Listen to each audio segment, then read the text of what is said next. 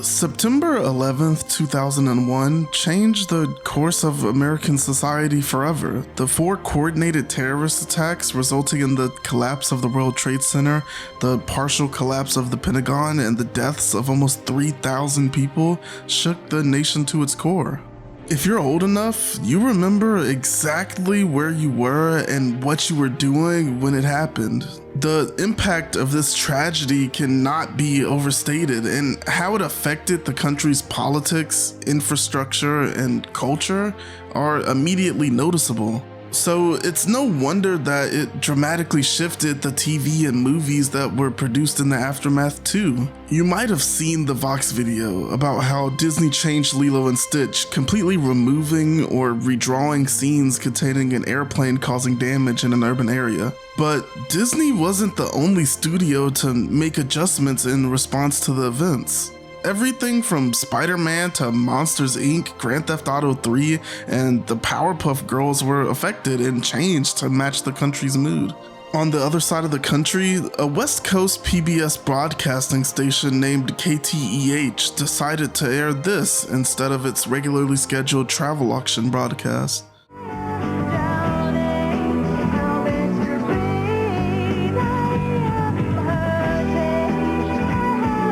An episode of Serial Experiments Lain on PBS? With the nation still reeling from the attack, maybe they were scrambling to find something to replace what they thought was insensitive programming, and some intern had a Lain VHS in their trunk, or it was just the fastest thing they could get licensed.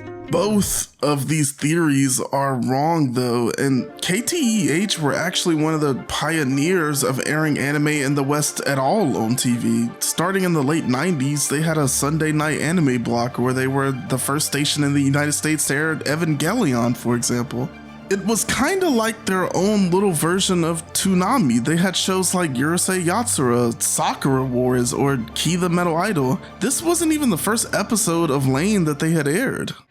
Lain, one of the most interesting, most highly stylized anime series we have yet been able to bring you. We have been in search of this series for 2 years. We have been trying to convince the distributor to let us have a crack at it, but until now they were unwilling. Well, finally they have come through and allowed us to show this to you, and that means this is its first time ever on television in the United States of America. We are proud to be continuing that tradition here at KTEH of never seen before on American television anime series, and this one we think is very important because we believe it's one of the best. Under Karen Roberts, the programming director who sadly passed away after a courageous battle with cancer in 2006, KTEH had a long-running history of working with anime by the time the tragedy struck, and built themselves somewhat of a little oasis out in the Bay Area, airing shows that you just couldn't find anywhere else. It probably doesn't really seem like such a big deal nowadays that we have sites like Crunchyroll or other streaming services where you can literally watch whatever anime you want whenever you want to, but back then, if you didn't have a TV station airing it or some local store that sold good anime on VHS, you just weren't gonna see it. KTEH's trailblazing wasn't just limited to anime either. This was one of the only TV stations that you could find British shows like Doctor Who or The Red Dwarf. There was an article written by Laurie Slothour about a little fan club for Doctor Who that organized around KTEH. Jim Montoya, Mary Lee Henry, Matt Rothwell, and Ron Odell, a terminally online high school student who stayed up all night on his Commodore 64, connecting with people over forums and quote-unquote hacking late into the night. Huh. Even with KTEH's storied history with anime, the thought that Lain of all shows would be uplifting compared to what they were going to air instead is crazy. If you're watching this video, you probably like anime. You might have seen the character Lain Iwakura in a meme or something. 別に何でもないよ.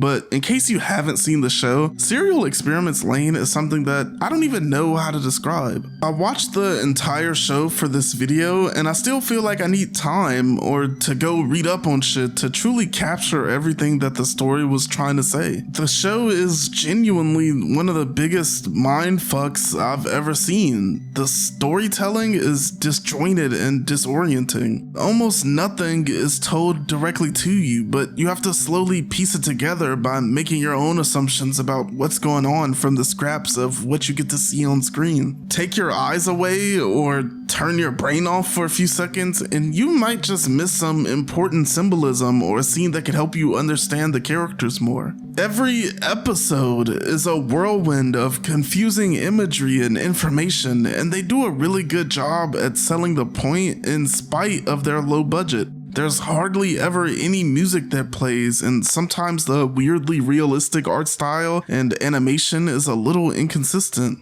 And it still manages to hook you with just the absolute absurdity of what's going on. At the end of almost every episode, I felt like I didn't even really understand what I just saw. Like, truly, what the fuck am I watching? There's even parts of Serial Experiments Lain that I think transcend anime as a whole, but I'm still not even sure I can really recommend it.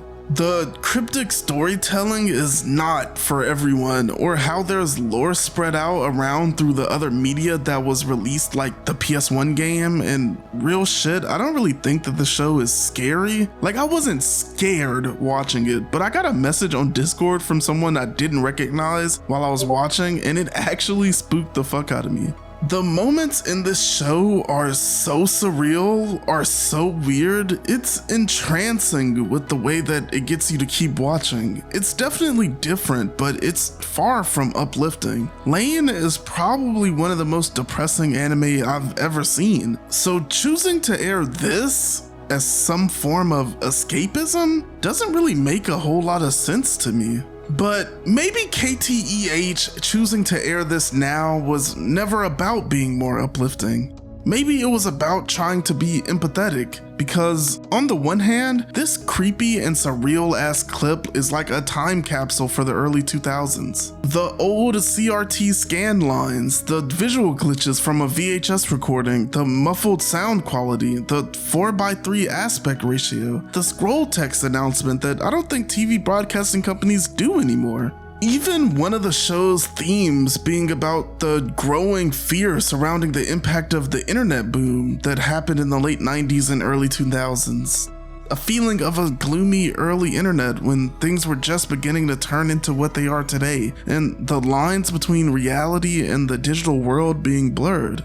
I wasn't even born back then, and I feel literally transported back to the time this aired. It's weirdly nostalgic.